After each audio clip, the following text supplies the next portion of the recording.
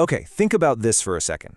A busy city street, a totally quiet field, even just the chair you're sitting in right now. These aren't just, locations on a map. They're the scenes of our lives. So today, we're going to dive into how the places we live in, from the crazy city to the peaceful country, all the way down to our very own homes, how they don't just surround us, they actually help define who we are. I mean, really think about it. You've got a packed city street, a wide-open field, and the cozy comfort of your own room. Physically, they're just coordinates on a map, right? But in our heads, wow. They trigger totally different emotions, memories, even physical feelings. So what's going on there? What's this invisible magic that turns a simple space into a powerful feeling? Well, that invisible force actually has a name. It's called sense of place. And no, this has nothing to do with GPS coordinates or how big a room is. It's all about the human connection. It's about the feelings, the memories, all the meanings we attach to a certain spot. It's like this incredible alchemy that turns a generic space into a deeply personal place. So here's the roadmap for our little journey. First, we're going to plug into the non-stop energy of the city. Then, we'll slow things down and tune into the quiet rhythms of the country. After that, we're going to look inward, right to the heart of the home. And finally, we'll tie it all together and see how the places we're drawn to are basically reflections of who we are. All right, let's dive right in with the city. I mean, it's just a place of constant motion, isn't it? A massive web of concrete and glass where millions of lives are crossing paths every single second. And it's built on this huge paradox.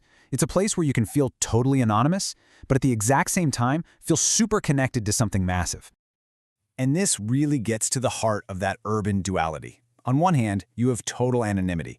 That weirdly freeing feeling of just being one face in a massive crowd. But on the other hand, that same density is what creates these amazing little pockets of community. Think about it. Shared parks, super specific subcultures, random connections with strangers.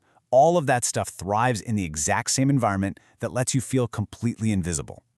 And man, the city just bombards all of your senses, doesn't it? It's so much more than what you see. You can almost hear that constant rumble of the subway under your feet. You can smell the mix of street food and car exhaust. You can see the glare of neon signs reflecting in puddles. You can even feel the different textures of concrete, glass, and steel. It's this constant sensory symphony, or let's be real, sometimes a sensory overload, that gives every city its own unique vibe. So when you throw all of those sensory things into a big pot, you end up with something way more than just a collection of buildings. The city really does become this living, breathing organism. It's got its own heartbeat, its own rhythm that totally changes from day to night. And that's exactly why we can say that, New York has a completely different personality from Tokyo, or Paris feels nothing like Mexico City. They each have their own unique collective soul. Okay, now let's do a complete 180. We're going to shift gears from that buzzing, living organism of the city, and we're going to step into the soul of the country. We're leaving the concrete jungle way behind for a world that speaks a totally different and, a much, much quieter language. If the city's soundtrack is a symphony of non-stop energy, then the country's is all about the language of silence. But is it really silent? Not at all. If you actually stop and listen, that silence is a super complex soundscape all on its own. It's the rustle of leaves, the distant call of a bird, the whisper of the wind. You just have to tune your ears to a completely different frequency to hear it. And it's not just the sound that's different. In the country, time itself just feels like it moves differently. It's way less about the ticking clock on your phone and a lot more about that big, sweeping clock in the sky. Your whole day gets structured by the rhythm of nature, right? The sunrise, the heat of midday, the long shadows at dusk, and then that deep, dark black of a starry night. The countryside has its own sensory palette, too.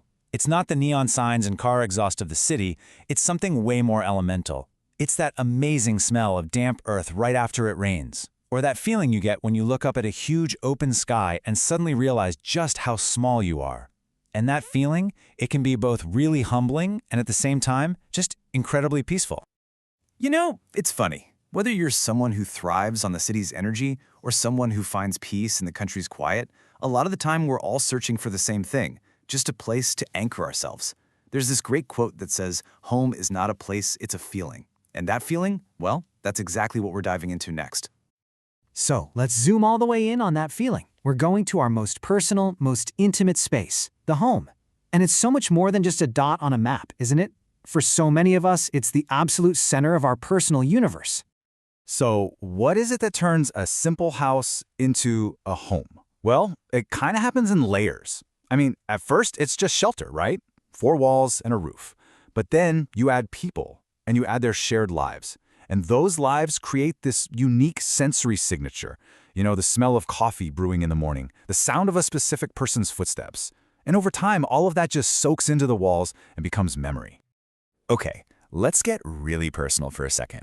I want you to think about this right now. What does your home smell like? Seriously, is it old books, a certain spice you always cook with, fresh laundry? Whatever that smell is, it's like this powerful, invisible map of your life. It charts your history, your habits, the people you love. It's your story, literally told through the air you breathe every day. So, we've gone from the complete sensory overload of the city to the quiet immersion of the country, and then all the way down to the deep, deep familiarity of home. We've seen how different these places feel. So now, let's tie it all together. I mean, why does any of this actually matter? Well, it matters because understanding place is a huge part of understanding ourselves. Let's just break it down really simply. Think of it like this. The city, at its core, gives you energy. Its pace is fast, defined by sensory overload. The country, on the other hand, gives you space. Its pace is slow, and it's all about immersion. And finally, the home. The home gives you safety and identity. Its pace is totally personal, built on that deep sense of familiarity. 3 totally different worlds, each offering a completely different way to exist.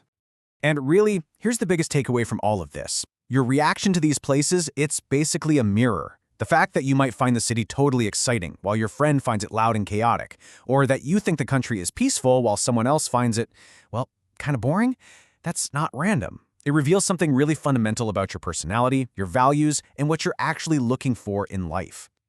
So, if you think of the world as a giant stage, and our lives are the stories being told on it, then the places we choose to be, those are the scenes where our story unfolds. So, the question I want to leave you with is this: what scene are you in right now? And more importantly, what does that scene say about the character you are becoming?